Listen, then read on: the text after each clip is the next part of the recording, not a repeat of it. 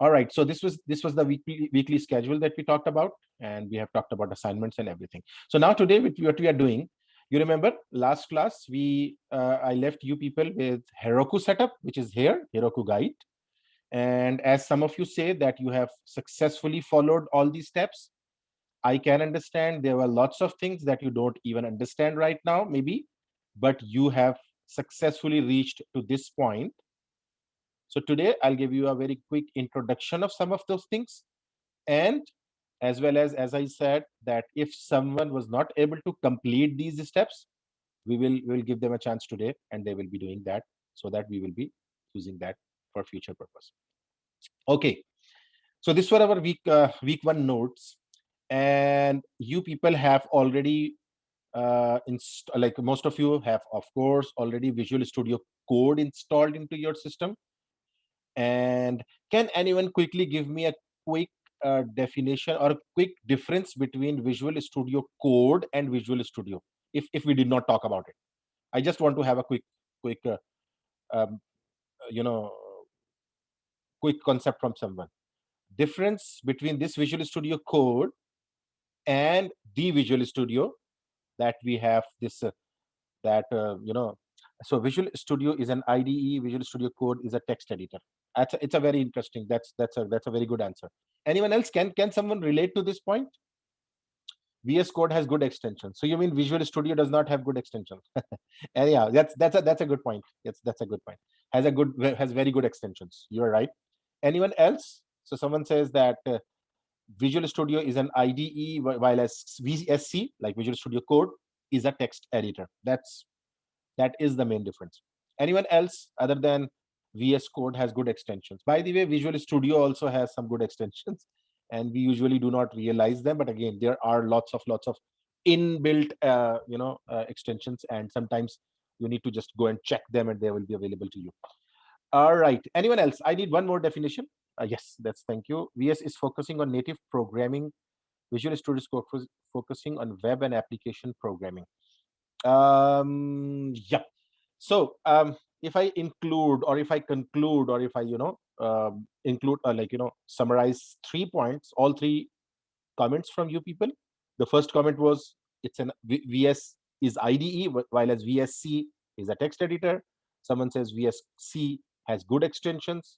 Now someone is saying VS is focusing on native programming. VS Code is focusing on web and application programming. So a very clear difference, that VSC, Visual Studio Code, is coming from the same family of Visual Studio, but it's a very lightweight text editor like environment. And allow me to say that it's basically not only a text editor environment, it's more like a web browser environment. Do you realize that? It is more like a web browser something as well. By web browser, I mean, as you say, text editor. So a web browser means a lightweight software, a lightweight something that we install typically. And once we install, yes, I can see someone's like invitation, and I'll accept that later on. So lightweight, the environment which we install to make lots of things happening. And again, we don't have that much space. So when you go to install Visual Studio, you need to have so many GBs of space. On the other hand, if you go for Visual Studio Code, it's a very lightweight version of that. And on the discussion of those extensions, why? Because VS Code is so lightweight, and it's like a text editor, that whenever we need some native some different support, we need to work on a typical language, we need to work on a typical environment, we need to have its extension, we need to have it's important, like it's conceptual things, right? So basically what we do is that we say that Visual Studio Code is a lightweight environment, a text editor, a browser like environment, while as Visual Studio, anyhow. But for our purpose in our course, what we'll be doing, we will be just working on this Visual Studio Code, and you have already worked on that. And what I'm expecting from you people is, as someone says, extensions. A quick question: has anyone set up the linting or anything in our Visual Studio Code? Do you know the codes like ESLint or something? Okay, that's very good. Anyone else? So that automatical linting, that whenever you write something here and there, oh yeah, prettier, yes, that's very good, you have done that. Linter and prettier. um, so again, if you people have, okay, that's very good. Number two response, you people also have, that's very, so there are lots of extensions that you can work on. And literally all those things which are available in Visual Studio, the full featured IDE, we can have all those features one way or other in our Visual Studio Code, but after having those extensions and things like that. So that's very good. I'm very happy to know two people have already done that. If someone has not installed or used those extensions, the prettier, the ESLint, whenever I write code in JavaScript, I save it and it goes in a very right syntactical format. It starts looking prettier now, and the code is at its original position. I never want to see a messy code. So for that reason, it would be very good. Anyhow, so we'll talk about this Visual Studio, and this is smart editing. There is IntelliSense and smart code navigation. There are lots of things, and it has support for what? In Git support. It has a Git support. How many of you are familiar with Git? Because I would be just introducing a bit of Git in the later part of the course. You are familiar? Anyone else? That's Thank you very much. You are always actively replying. Anyone else familiar with Git or used Git before? Yes, that's good. Two people have been joined. So that's very good. If you people are familiar, that would okay, you can download the files. Okay, but again, when you have done this setup, you have just started to upload something as well on Git, or placing something on the Git as well. We'll talk about that. This is a version controlling, and if it's quickly, we'll talk about it. It has integrated Git support for the most common commands. Git is essentially an open source version control system, often used by developers in a team setting, GitHub, to manage updates to their codes in a centralized location. So the main and the far most important purpose of this is that managing the code at a centralized location, and people are working on that. While also maintaining a history of changes versions, while we will not be using Git or GitHub in this class, Git is an extremely popular. So we won't be directly using that, but again, as I said, we will be just pushing those elements in Heroku and Git, and then Git in Heroku. It's an extremely popular version of control version system used for both commercial and open source projects around the world, and having integrated access to the commands from within IDE is a valuable feature. So VSC will provide us this facility that it has inbuilt support, or it has a version controlling support. So Git commands we can run those Git commands by using this Visual Studio Code environment, and that's a very good help for us. And we will be just working on that. So as we talked about, you have got those browser things, and here is a question. Mm, what is this REPL? I hope you know REPL, because this browsers things have been discussed. So let me. It's a good time to just you know from you people what is REPL. If you people know about REPL, I've just written down then in chat window, or maybe I can just write down this REPL over here as well. What is this REPL? Like the short form?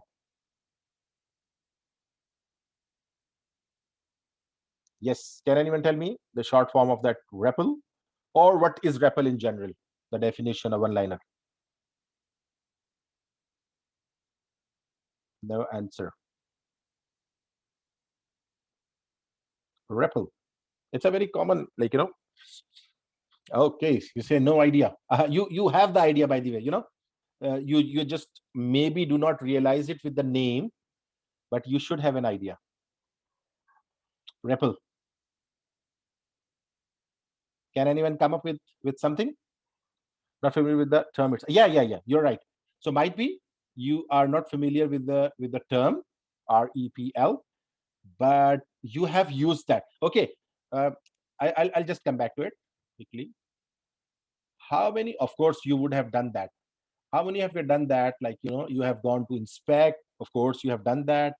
And how many of you have done this and go to console, and you have started finding something over here, and you have just starting something. For example, you say, yeah, that you try to find out something from a document document dot, you remember title. What is that document title over here? Yeah, have you people worked in that? Of course, this console environment. Yes, so you people would have, of course, worked in those environments. Now if you talk Now if you talk about this environment where you are just directly, just trying to get access to few different things, and you are there are lots of things we have talked about. Like, for example, if you talk about a head section, it will just provide you the head section of the document and things like that. So this typically, if you say that, this typically is called a REPL environment, right? So when you say that REPL environment, you know that it is, for example, if I just go here and again take that. So as I said, you people might, okay, we have got this over here. So this first R is for read, evaluate, write, print, and loop. Read, not evaluation, it is evaluate, by the way, it's not evaluation. Read, evaluate, print, loop.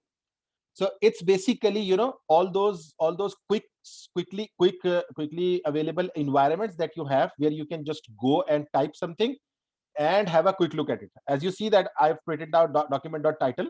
Not only I can read this one, rather you remember that I can even, okay, okay.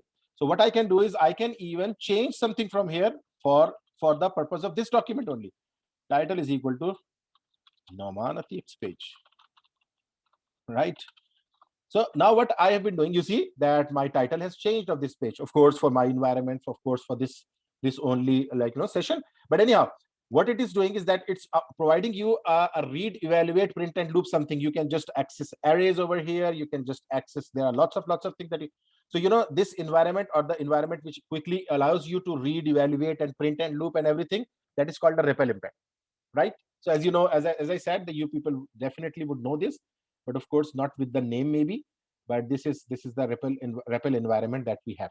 Anyhow, so this REPL environment, if you talk about in browsers, we have got all those features. We have got this network panel where we can know that how many files have been downloaded. You remember, you have worked on CSS, you have worked on JavaScript files.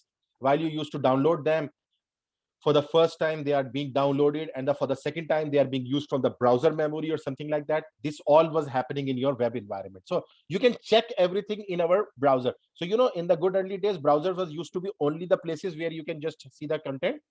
But now the browsers are going from very ugly, or from very dumb to very smart environment. Browsers are taking care of lots of things, and this environment we have, where we can do a lots of things, changing the CSS and working on those CSS and etc. Did you people work on the CSS as well by using this REPL, or by using this inspect environment? Did you people like try to change the CSS sometimes maybe? Oh, okay. Yes, constantly. That you will be constantly doing that. That's very good. Changing the color of that one, and things like that, and you can quickly see that what is the effect, and then you can just later on go and code that in your environment. Anyhow, let's talk about ECMAScript, which is as we have seen that. So a huge focus of this course will be on JavaScript. In fact, JavaScript will only be official programming language they'll be studying. So this is very important. Yeah, exactly. You're right. So this is very important. JavaScript is the base language that we'll be discussing over here. And it's a very important concept to know that we are not learning any other language. And that's a good story. As I told you, the good news is that you are not learning any new language. Rather, you will be what base you have made by using JavaScript in your previous course. That would be scaffolding over here, and you will be implementing on that. So in fact, JavaScript will be the only official programming language that we'll be studying in this course. While we will be interacting with HTML5 and CSS3, neither is considered a programming language in the same way that C++, JavaScript is. HTML5 and CS3 are instead considered markup languages and style sheet languages respectfully. That is, they describe presentation, whereas programming languages describe function, regardless what will be the focusing. Can anyone tell me about this paragraph? Here they have discussed a very important, like very good two old important concepts of programming languages when programming languages just came into being. So programming languages were of two different types, which has now changed to so many types, and few things have been just blurred together. But in good old days, do you know that what type of programming languages, what type of languages did we had? Okay, it's just showing stuff. Programming languages actually run logic. That's um, no logic. One way or other, you are right, of course. But CSS3 now does provide us a lots of things like media queries, or maybe things like that, which of course which directly do not implement a logic. They are just rendering different sort of things. Have you people used media queries in CSS? Of course you would have. Yeah, exactly, you're right. Okay, someone is trying to enter the room. Yes, you're right. So please bear in mind that in good old days, programming languages were divided into two types: scripting and programming by themselves. Sometimes they were called scripting languages, or I'm talking about very good old days when JavaScript was also considered as a scripting language, and of course it's still a scripting language, but it is now, it has logics and everything in that. So HTML and CSS, they do whatever you instruct to them, whatever code, whatever, like the rulings you provide to them, the markup you provide to them, they will just render that markup and present the contents to you. While as on the other hand, JavaScript, which is still a scripting language, so to speak, but it has come over the years from client. JavaScript in its good old days, when it was just developed, it was only meant for our client side scripts. People know about that, client side script. But now JavaScript has come over all over the places, and now JavaScript is being used all over, like not only the client side scripts, rather JavaScript is also used on server side scripts. And that's a power of JavaScript that has changed it. So what they say, HTML, CSS just presenting the content, C++, yeah, exactly, C++ and C or Java, or JavaScript. Typically, if you talk about, they are the programming languages. They are the real sense programming languages. Which provide you the facility, or which provide you the power of implementing the logics. You are right. Even for mobile apps, for desktop applications, JavaScript is being used everywhere. And this is our topic of discussion today: how we can run JavaScript on dash. Other than someone who is continuously replying and giving comments, can anyone tell me how I will be able to run my JavaScript in my desktop, for my desktop applications? What will help me? That's very good. So Node.js will be helping me out, and that's a good thing about Node.js. We'll talk about that. So anyhow, thank you very much for the answer. Regardless, we'll be focusing exclusively on JS and how a number of very sophisticated tools and frameworks can help us to create efficient and this is the important point. We won't be learning new language, rather base language other than JavaScript, but we'll be running sophisticated tools and frameworks. There are tools and frameworks that if we learn them, if we implement them, we can have very robust types of web applications. We can create them. I hope that makes sense to everyone. So ECMAScript. So as I said, ES, back in 1996, the JavaScript language. So basically what that this JavaScript language specification was taken to ECMA, European Computer Manufacturers Association. And what is that?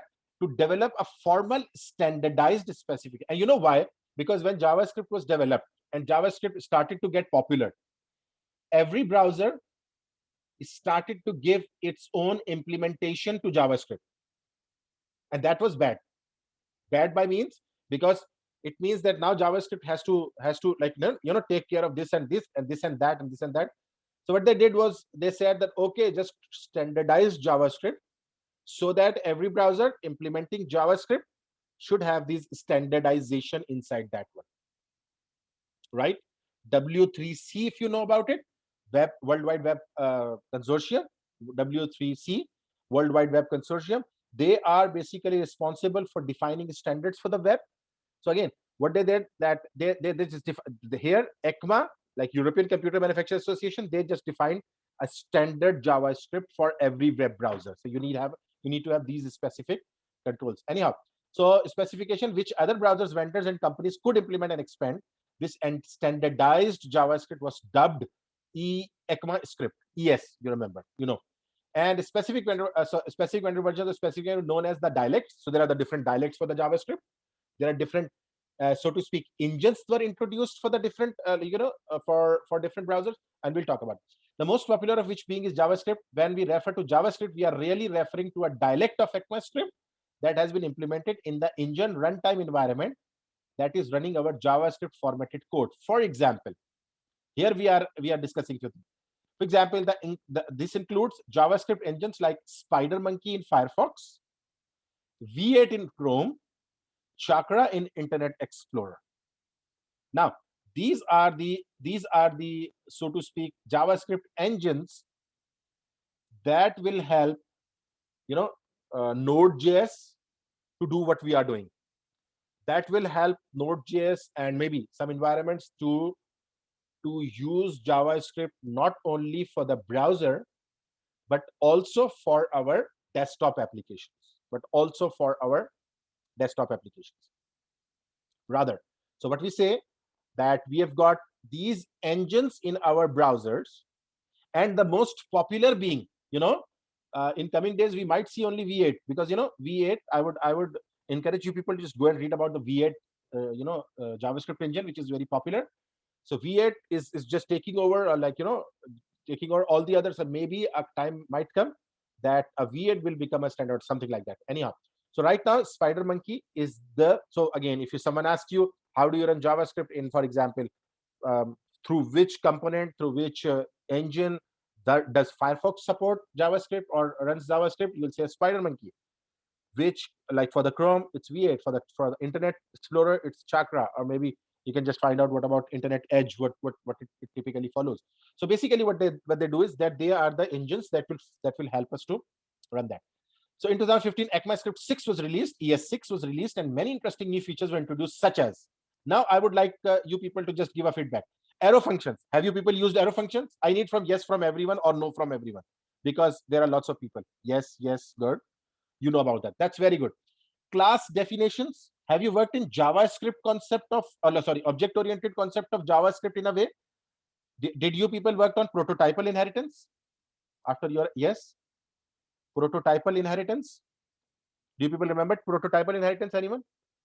Okay, yes and no means you studied the object-oriented part, but you don't remember the JavaScript, the prototypal inheritance, right? Okay, right.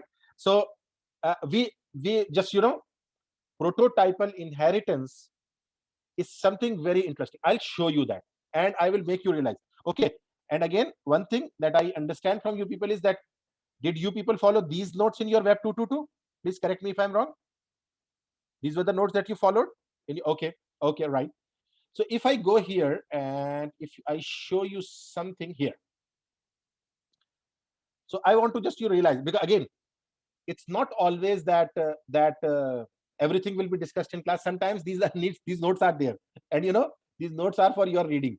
Sometimes maybe if I miss out something from the notes, it will be a very good gesture from someone of you that he comes up the next way, he or she comes up the next way, and they say that so please, you have left out something. Sometimes it's left.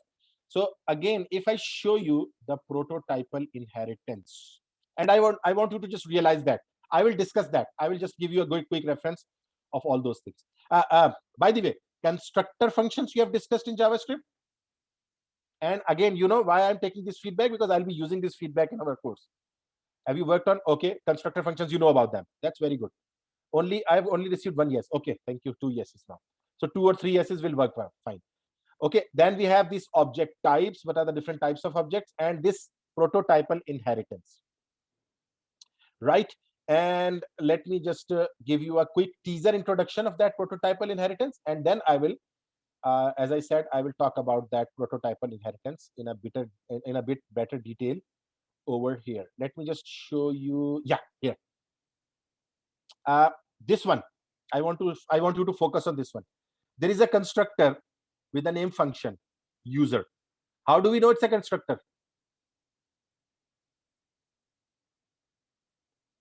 Yes, not by this. Can anyone tell me how do we know this is a constructor? This user?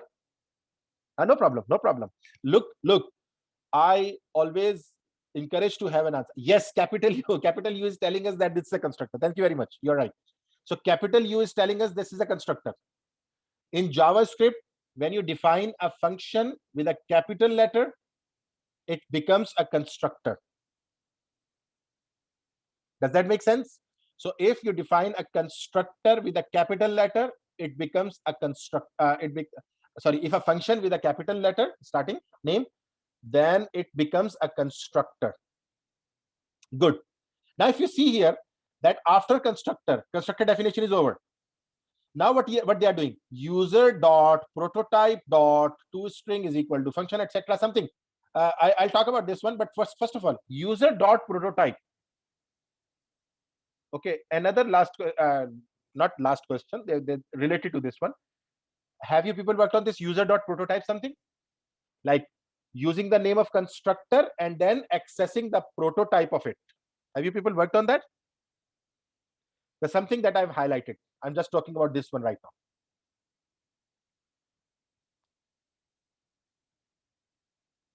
I don't think we had this covered in Web 2.2. No problem. It's not a problem at all. If you have not, let me have a feedback from some other people as well. Okay. That's good to know. Oh, no problem. What I will do here is I'm just giving a teaser introduction, as I said. I will let you know why it is happening here. It's a very, very, very important concept. You know, in a program like this, which we are seeing right now, the code like this, it does not really matters that toString function comes inside or outside. But in object-oriented world, where you have thousands and thousands of lines of code in a program, in a web application, you need to take care of your code in a very efficient manner. You need to take care that whenever someone will be creating object out of this constructor, what should be inside that and what should not be inside that. This is something that you need to consider. I hope I'm making a slight of sense for you, all of you. I will, as I said, I'll discuss in detail. I think it's week 3 that we have JavaScript object-oriented concept, and I'll be talking about that over there. Does that make sense to everyone? That in larger programs, we really take care that if there is a class or a constructor, I can call it a class as well somewhere or other in JavaScript. It is the way of creating a class one way or other as well, because when you create a constructor, it becomes sort of a class, and you can create an object out of that constructor. Yes or no? Yeah, I'll talk. Yeah, so I'll talk about that. Yes, like a container. But I can safely say that in JavaScript, if you have created a constructor, I might be proven wrong somewhere, but I'm just giving a statement. You can say that right now we have created a class named user. Why? Because later on, I can use this user as a class and create a new object. Right? Okay. So it means whenever we are creating a constructor, we are creating a class, we need to take care of this, that if there are hundreds of objects created from my class, yes, 100 objects, and every object is keeping something useless inside it. Are you people getting a sense of it? How many code lines you are wasting in that environment? Create an object, it has a function, but not every class is using that function. And let me tell you something interesting. It's part of our discussion today. It's not something that we are just discussing for the sake of discussion. It's something type of topic. Do you people remember that you used to do something like this? Var a equal to 1, 2, 3, 4. Right? You have done that. If I just type a, you see that I'll get an array of 4. Have you people done? Of course, you would have done that, since you have done that in this REPL. I want you to understand something very interesting. Now, do you know that I can do something like this as well? Var b equal to new array a, comma b, comma c, comma d. C is not defined. Okay, I'm sorry. Yes, that's very true. Because yes, I was trying to do a string, but right now I'm just making it on maybe 5, 6, 7, 8, etc. Yes, you're right. I was trying to make the string. Okay. Okay, someone is waiting in waiting room. Oh, again mistake. Equal to, right? So sorry, what I am doing. Now you see here, I have created B. Yes, I've created B as a new array. If I just type B, you see there is no major difference between this A and B. So both are representing arrays. And do you know that what I can do? I can do is B dot length. You people would have used that one a lots of time. If I use B dot length, can I use A dot length as well? Yes, of course. Yes, I can use that. A dot length or B dot length. Now I'm giving you, as I said, I'm giving you a very teaser introduction, but hopefully if you understand, you will 100% understand the prototypal inheritance here. And you know what is the prototype. That dot prototype is what. You'll completely understand that. Now listen about this. I am using dot length with A and B as well. Point number one, very important to remember. Point number one, it means JavaScript, when you create an object by using new keyword, or you create an array object without using new keyword. Like in our situation, I am creating this array by using A, and here I am creating B by using new array. And you know, this is the object oriented way of creating the object of a class. Yes or no? Yes, of course, you know. Now, point number one, JavaScript always treats something as an object, whether you create it by using new or whether you create it without using new. I will stop here. This is a very important concept because I want you to just realize few things. Do you understand what I'm saying? JavaScript always treats variables as objects, be it created through new, be it not created through new. Does that make sense? I need response from everyone. We have got I think 8 people now. Some people have done. Okay. Someone says yes, makes sense. Okay. Number 1 point. Now, number 2 point, I want you to understand and realize.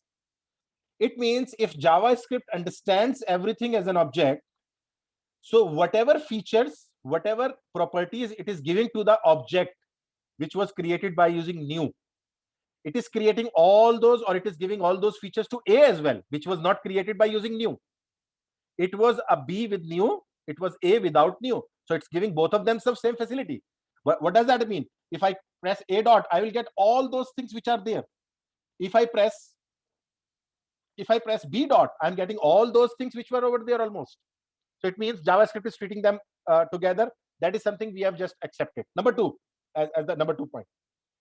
So number 2 point, so JavaScript gives everything to the simple variable as well, and it treats it as an object as well. Now my question: this length function or length property, not function, length property, was it something that I define myself in A? Yes or no?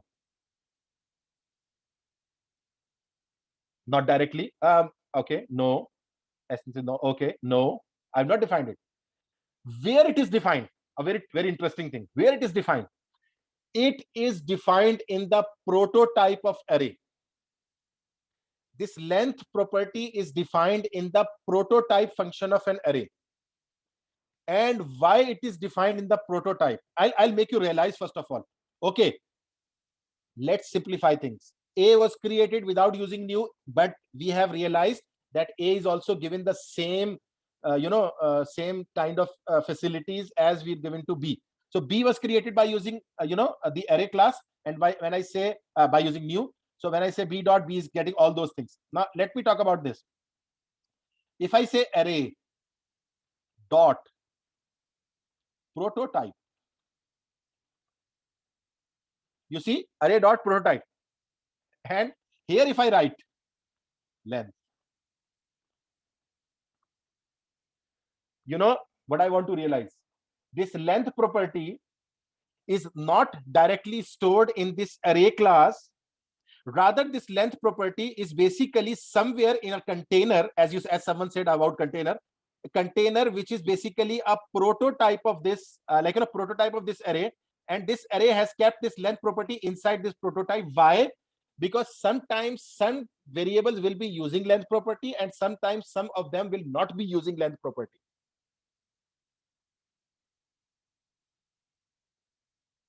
I hope that's making sense to anyone. What I'm trying to say here, that prototype is something which is a parent container for an object, for a class, and that parent container contains few things that you might not use during the creation of an object.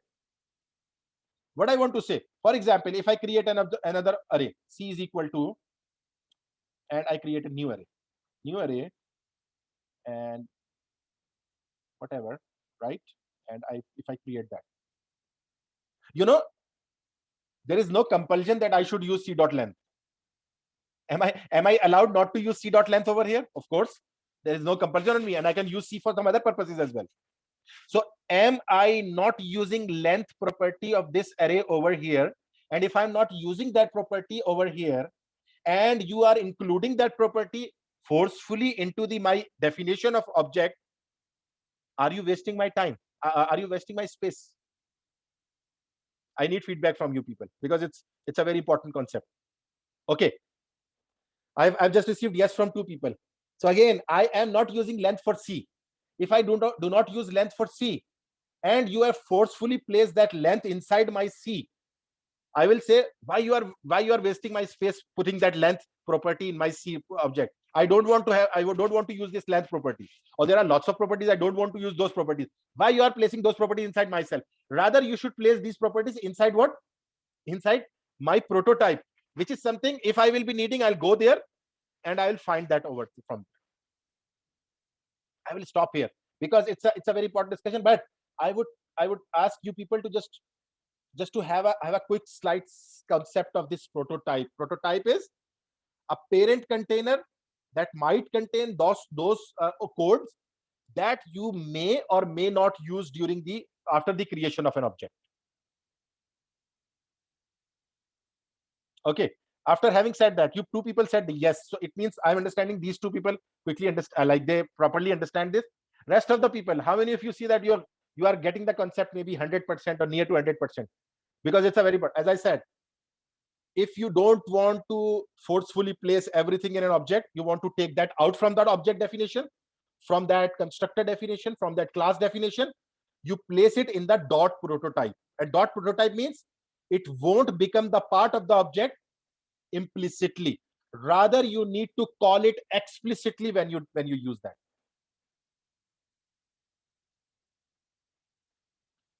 Okay, let me see that. What does it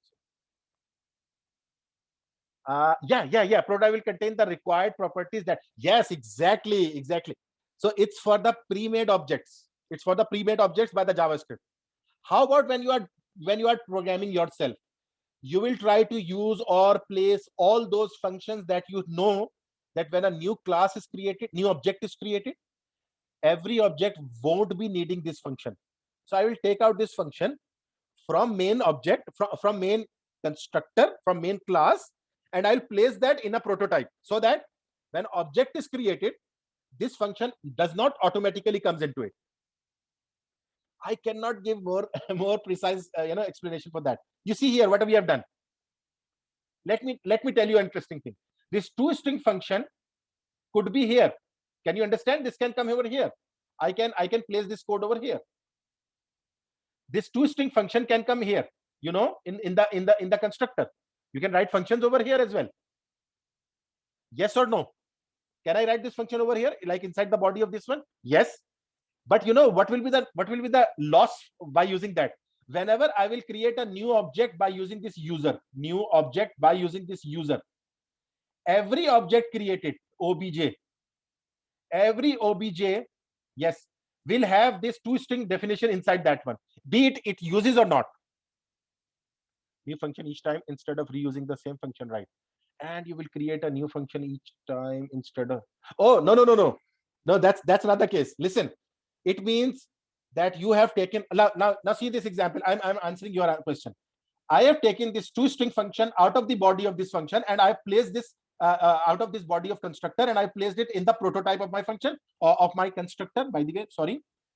Now, what will happen? If I create obj1 new user, it does not have new string inside it, toString inside it.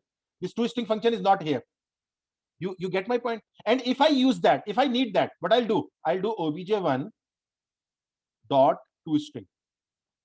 Okay, this is a question to you. Can I use this one after creating this object? Can I do this? Of course, yes.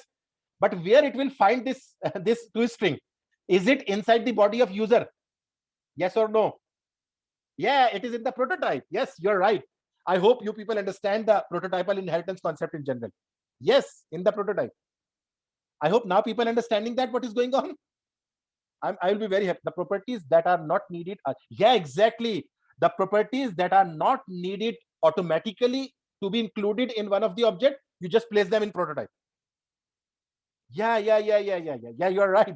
Are not needed, are not included to save the space. Yes, and in this small codes, it does not really matter. But what about you are having 1000 objects per minute, for example? 1000 objects have been created. Talk about Facebook environment. People are creating their account and posting so many things. So if when they create a new post or a new something and they have all those features included in a one object, where Facebook will go? Its server will go down maybe very shortly. Why? Because there are, so this is the beautiful thing about object oriented language. Do you realize importance of object oriented language? That how important? Yeah, exactly. Our browser will go down. Not browser, it's basically the server should go down, because millions of users using maximum capacity things, and not using, consuming maximum capacity of things, and using only 1% of the things. I hope that makes sense to everyone. And yes, your browser go down means your server, like the Facebook server will go down, because Facebook will say, okay, 100,000 or 100 million or 500 million people have logged into Facebook, and I'm providing everything to everyone. That's complete usage. There are some people who won't be even using the 2 features of Facebook at that time. I hope that clarify lots of things, because again, I've just taken this example because you have already studied that, and now when you go back home, like again, go back home means after this class, you can go to these notes, week 4 notes, and look at it. You'll really appreciate when you'll study that one. You see, let me just quickly, because I'll just quickly discuss that. Does user1 have a property called toString? No, we did not add to the constructor. Does user1.prototype have a property called toString? Yes, use that. You can always use that.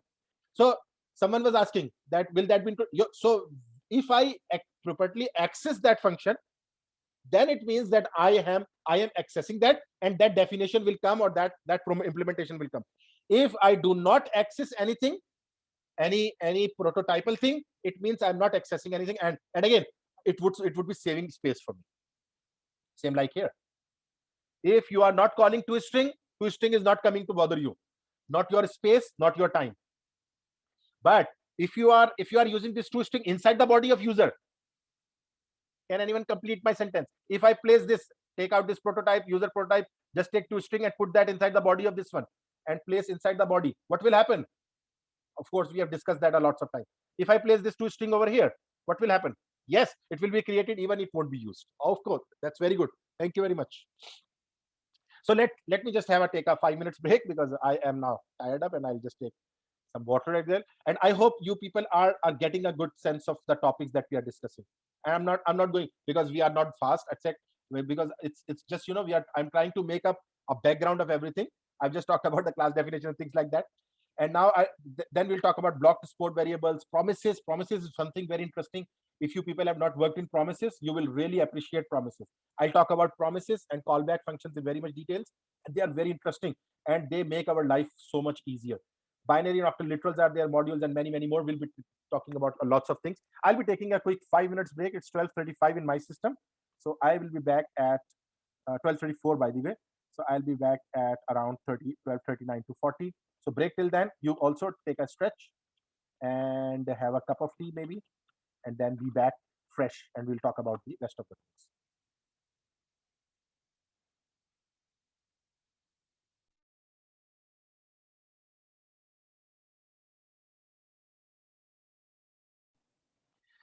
Right. So that is something, as I said, we'll be talking about promises and modules and everything in very much detail of everything.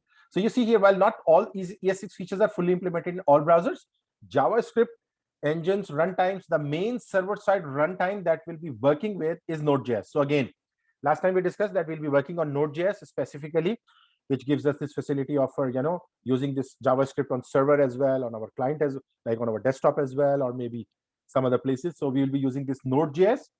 So Node.js supports 97% of the specification and considered production ready. So basically, it's almost it supports almost all the implementation. So we will be working in Node.js as we have talked about. And you are already familiar with Node.js and you have worked on that.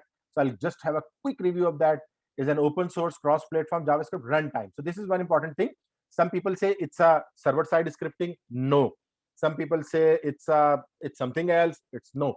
It's basically a runtime environment that will give us these features that we can install, we can use a lots of other frameworks, other applications to embed with our JavaScript applications and to run, to make robust web applications working. Like again, if you remember, we have talked about in this course, we'll be specifically talking about the server side of the programming. So JavaScript here, this Node.js will provide us these all those nitty-gritty features that we will use to make server-side applications, to make dynamic websites, a website capable of handling the dynamic requests, a website capable of handling the database requests and everything like that. So it's built on Chrome's V8 JavaScript engine. So it's basically it's built on V8 JavaScript engine. As I said, it's a very important one, and it's typically based on that JavaScript. It is typically used for developing server-side and networking applications and has recently exploded. Right, the right word they've used, exploded. And if you see in in this current time, you will if you try to find out the jobs and things like that, you will find there are lots of people asking for those technologies based on this Node.js. Maybe they're asking for Angular, they're asking for React and things like that as the go-to application framework to many real-time web applications. This is largely due to its event-driven non-blocking IO model. Another very important concept, non-blocking IO model. I'll talk about that, and it's another very important aspect of it, which ensures that the main thread of execution is not kept waiting for slow IO operations, stopping and waiting for a database query to complete. Some major companies so again, Node.js is basically will give us this event-driven like approach as well as a non-blocking IO model, right? So that asynchronous type of model it will provide us that will not stop our main screens, main operations if there is something going on in the backend. And we'll talk about the question here. Have you people worked on callback functions? Yes or no? Callback functions. Are you people familiar? Again, when I ask this question, are you people, okay? That's good. When I'm asking this question, I mean that you have just studied that in maybe 222, because this maybe that was also supposed to be discussed somewhere. But I've only received one response. Callback functions. You don't know. So now I'll change the question. How many of you know about the callback function? Okay, you said yes. So 4 people have said yes. One of them is no. And anyone else? I think that we have got some more people left, 1 or 2. Anyhow, so we'll talk about the callback functions as well. So if you know about callback functions, of course you can just combine this concept of non-blocking IO model and something like that. How we'll be using callback function, how we'll be using promises, how we'll be using different aspects to make a non-blocking IO environment working. Right. So now some of the major companies. This is a good news, or maybe it's a good news that some of the major companies using it are PayPal and eBay, GoDaddy, Heroku, Microsoft, Shutterstock, Uber, Wikia, just to name a few. So there are these few applications that are using the Node.js as their base technology and working on that. So Node.js also has an expensive package ecosystem accessible via its NPM Node Package Manager that we have utility. We will leverage this in Web 3.2.2 by experimenting with a number of popular open source modules. So what we'll do is that we'll use this NPM to do lots of things by using or maybe including these modules that we have over here. The Express.js, the handlebars.js, Melter, Socket.io, and we'll be using them to make some cooler effects, Express to create servers, Handlebars to create, the template engines we'll be talking about. Multer will be using to upload of images and things like that. And then Socket IO will be talking about when we'll be just talking about the network applications of that. So we have got a lots of good things around us. To bind these things with Node.js, we have got NPM. So NPM is something in between, in between our these good applications and our Node.js, and it will be just making us capable of accessing or using all these features, all these. jQuery, I won't talk about it because we have just talked about it, and I will be, as I said, I'll be just taking maybe one session where I'll just completely talk about it. PostgreSQL, I'll talk about this as well, this at least a bit of, because it's an ACID compliant database, a relational database, PostgreSQL, that we will implement, and we will see that how my Node.js application, my JavaScript application can leverage a relational database management system and can leverage to work on an ACID compliant database. Can anyone give me full form of this ACID? ACID. What is this ACID? Anyone quickly? ACID. What is this ACID? So again, by the time you are typing, I'm just discussing that. So PostgreSQL is a powerful open source object-oriented database system that has more than 15 years of active development. So it's a long supported something, and we are having that. So it runs on all major operating systems, Linux, and etc., and it's ACID compliant. And so again, in our Node.js applications, what we'll be doing, I've not seen the ACID acronym till now, because people have studied something like database course, so you must know about that. I think there will be someone. I think DBS 211 you are talking about, so you would have heard about this ACID, ACI. Oh no, it's not possible. It's not possible at all. Okay, let's write down the first one. Atomicity. A is for atomicity. Yeah, yeah, I know, because sometimes you just usually used to forget. Otherwise, these are all the. Okay, yes, you have done that all, of course, but I don't know, but this ACID word is something you should have in your armory as well. If someone says in front of, yeah, consistency, isolation, durability. So you have talked about that whenever an application. So remember, to work on ACID features, to work on these features, we will be working with PostgreSQL, Node.js alongside Express.js have this facility to work with the PostgreSQL, and PostgreSQL has long-term support.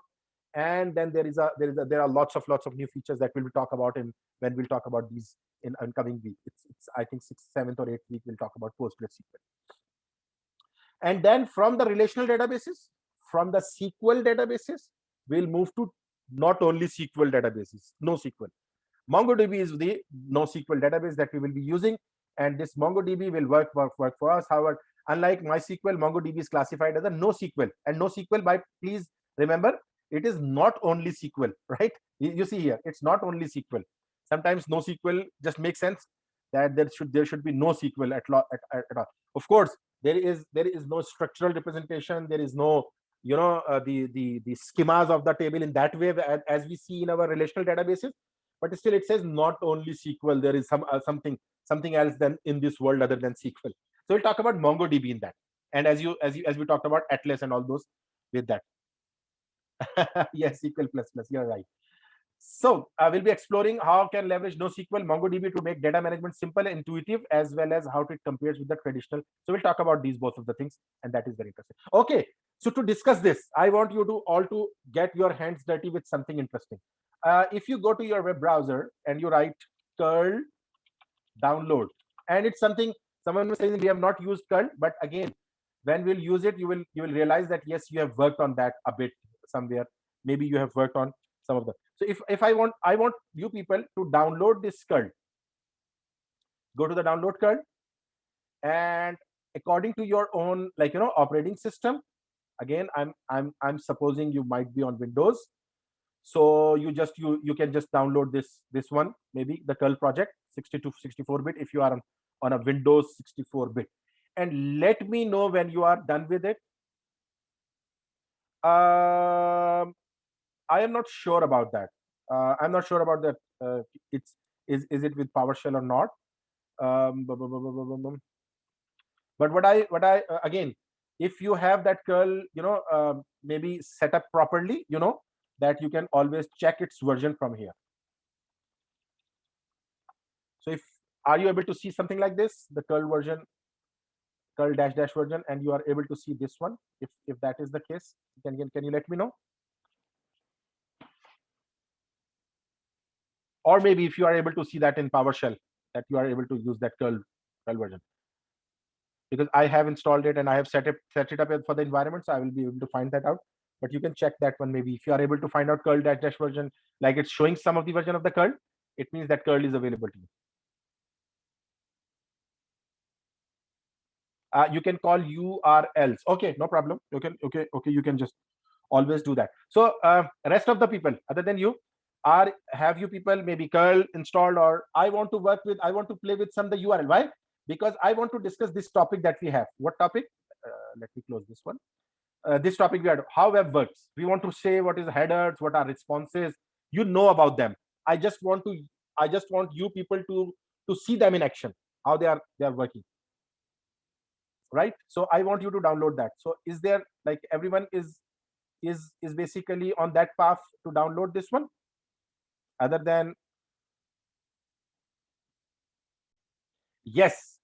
So if you do this curl dash, you get this 301 TLS redirect. It means the thing that I am looking for is not found. Everyone understand that, other than those who are responding? Two people have responded on my question. Other than these two people, everyone understands what does that mean, 301? These are the web responses that you get. And what is 200? What is 200 response? If I ask you what is 200? Success. And what is 400 request? 400 or 40 something? Errors. Errors of what type?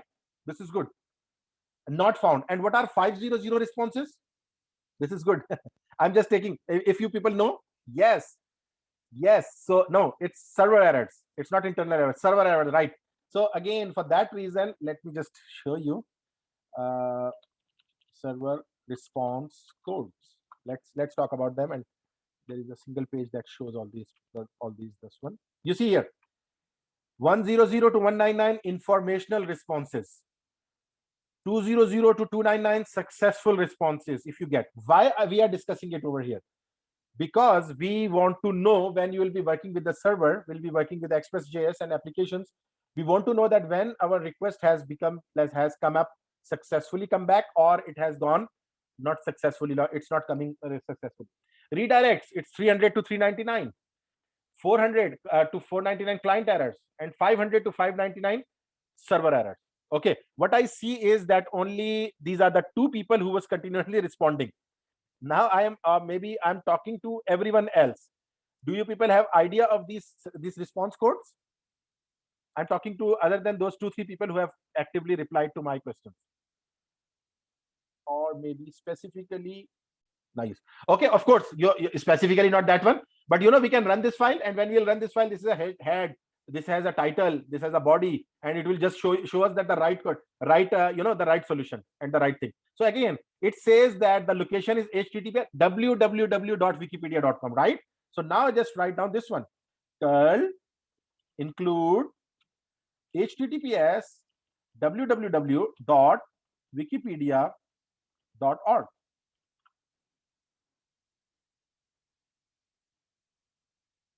Now what we have got, let's see the response.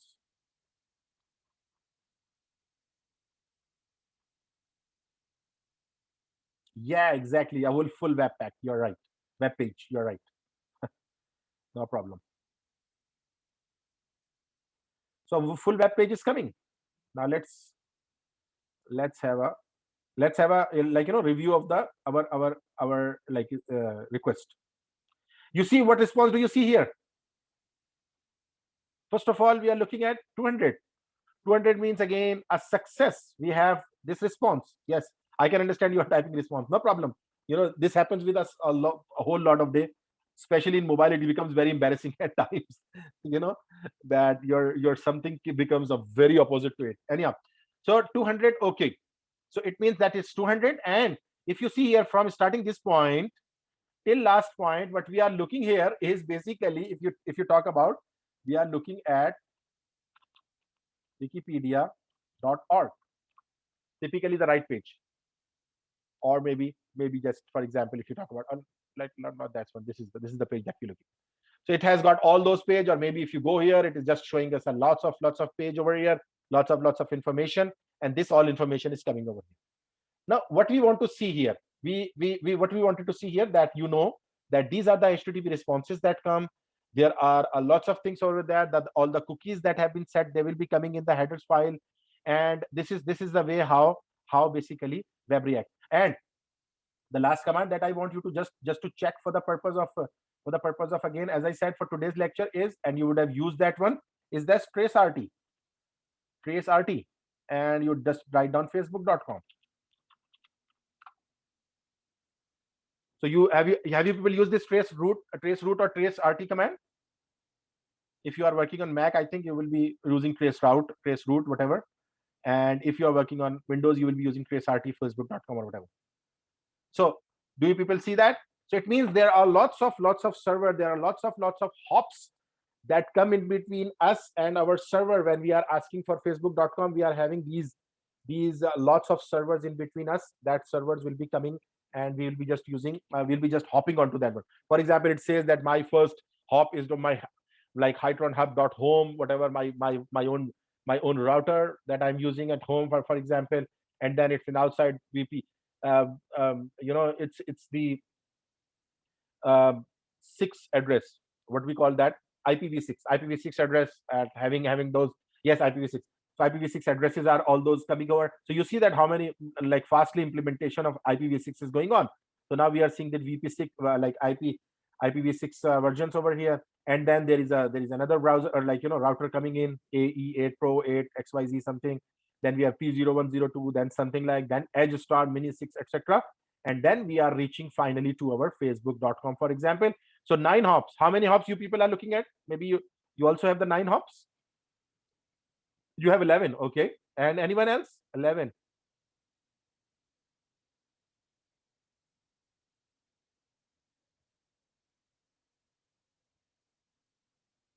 Yes. You say all IPs are v4. What do you mean? V4?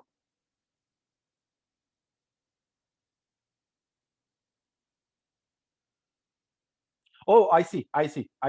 So for me, these are all are IPv6. So you are watching, you are looking at all those IP like v4. So again, it's giving me all those like v6 address. So is there anyone? Are you looking at IPv6 or v4? I hope you know that understand the concept. This 255.0.0.0.0 type of environment, or something like this, the IPv6 type of environment. 7 hops. That's good. You are sitting near to you are sitting near to Facebook, looks like. Facebook server. That's good. Okay. So anyhow, what I want is to say you that there are lots of hops in between. You see, maximum of 30 hops we can go. So there are lots of hops in between. So our information is really importantly, it needs to be in a form that it has been, if it is eavesdropped at every point, at any point, maybe this point, anyone, there are lots of servers hopping from. So if my information is compromised at any point of time, of course that would be a lot of problem for me. So the topic for today that we're talking about, like again, all these requests and response models, you post something on HTTP 1.1 and you get this, okay, you got this response of 40403, for example. So these are all the request type headers that we have already talked about in your 222. The thing that we'll be talking about here is a question. Have you people used Postman for doing something? Postman application? Okay, you have used that. Okay, that's very good. So we can check that Postman and use that Postman again to, without making other pages, how my application is behaving. We'll see the get method, the post method, put, head, and delete method, all those methods that are used in the communication, all those HTTP methods that we have. So that typically get and post are used what form implementation is done, when we are just sending something through form and receiving something through form. We use those get and post traditional methods. But here what we are talking about is that when you will be interacting with an API, you will be just making some get request, you will be posting some requests, and you'll be just getting few things back. All these we'll be doing by using, sometimes by using Postman, and then we'll be using our Express pages to use the page to handle those all applications. So these are all the requesting headers that are coming, and these are, it will just tell you that what typical browser you are using, what are the different connections, and these are all the request headers are there separately, general headers, and then we have entity headers. So these are all of the types, and then there is a body, and these are all these responses that we have talked about, stressing and things like that. So again, it means that get, head, post, trace, they are, for example, they are representing this 200. For example, 200, okay, status code indicate the request has succeeded, and the meaning of success varies depending on the HTTP method. So if you have used the get method, success means the fetched and transmitted message in the body. And head, if you are using head, entity headers and the message body. So all those will be getting successful headers.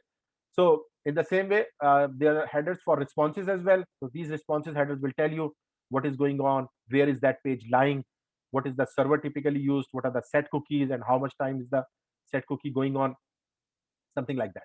So these are all the headers and this information, and I wanted to tell you this about this curl and everything, and you can just play with these URLs and look at this, what, how you can just work on those URLs, try to find out which URL is doing what, and which URL is basically accessing which protocols has been used, and FTP and HTTPS, etc.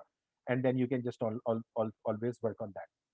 Right. So to end our class, server side programming, please, this is a very important point where I emphasize a lot, because in last session as well, I saw that people were not very clear after this class. So I want you to see.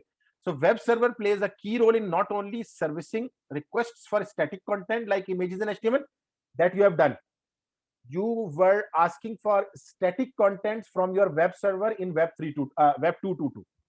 You were asking for, static contents from the server while you were working in Web 2.2. But so not only servicing requests for a static component, so web server will not only do that, it will just, take the content and place it to you, like send it to you, respond it to you. But what it will do, it also does what? By managing the entire interaction between clients and server, including things like, so now we will be trying to make applications that can be capable of doing all those bottom things. What are those? Authenticating users or managing security. There was maybe typically no talk of authenticating a user in 2.2.2. Now we'll talk about authenticating a user. Redirecting users on the basis of some typical things. If you are from a section of Web 3.2.2, you are allowed to see this page. If you are not, you are not. You should be redirected to somewhere else. My application should take the decision. Handling different types of errors. You are unable to find something from database. You are unable to put something in database. You need to handle that errors. A web page or an application going abruptly exit, and an application or a web page that is going after information or telling you what is going wrong. Way different between these two. Way difference between these two. So fetching data, flat files and databases. Okay, this is very, very important thing, that you want to fetch data from somewhere outside of world. So you will be using that concept here. Updating data, handling file uploads, managing real-time chat, etc., etc., etc. There are lots of things that we'll talk about. So to end, the development of a software to handle all of this is often referred as server-side programming, because the web server software resides on the server rather than the client. In this course, we'll be creating our own web servers and experimenting with the different tools and frameworks to support our development efforts. As mentioned earlier, Node.js will be the runtime environment that allows us to execute our web server and process HTTP requests. What is interesting about Node.js is that it allows to work exclusively in JavaScript on both the client and server. We can effectively create web applications by writing JavaScript code, and the client that seamlessly connects to our JavaScript code in the server. That would be making a bit of sense. Next class I'll start, and next week is the introduction to Node.js. So we'll talk about that. So next class, discuss Node.js in greater detail and start writing our own first server using JavaScript. So these are all the resources that you can always go there. W3 is there, and Node.js or jQuery.com, Chromium, Visual Studio. Whole lots of things that are here that you can work on. So here I will be stopping, and we'll be just like wrapping up today's session. I hope you enjoyed today's session. I hope you had a chance of look at some new things over here, new concepts being introduced, and there are lots of things that we have discussed today. So I'm hoping that you people have enjoyed. Okay, so the last thing, best thing says, for which I asked you, those who are remaining, they have to do that Heroku setup. Next class we'll talk about Node.js. We'll just get our hands dirty on our like Node.js. And this Thursday session will be our lab session typically. So on Tuesday I'll be discussing everything. On Thursday we'll be implementing everything. So this will go on from the next week. This week it was the first week, so we have just taken both of them. So from next week there might not be very much discussions on Thursday. Rather, there will be a lab session. You will be implementing everything and coming up with the solutions of the assignment, or sometimes maybe some of the class examples that we have. And just to give a teaser introduction of next week, we'll be talking about Node.js in very much detail. I'm hoping you know that, and you'll be very good in that. But again, I will be just taking some of your feedback on that, and we'll be covering all those topics and making some. No, this week there is no lab due. There is nothing due right now. The only thing due is the Heroku implementation. If you do that, you are done with this week's lab. Yes, there is one assignment that will be published tomorrow, and you will have all 1 week for doing that. So yes, that will be there. Otherwise, there is no lab dues this week. So there is one assignment due that will open up on Friday, as we discussed in our last session, that your assignments will usually open on Friday and close on Friday. So maybe it's a next Friday, or maybe it's a second Friday from the opening, if the assignment has some long.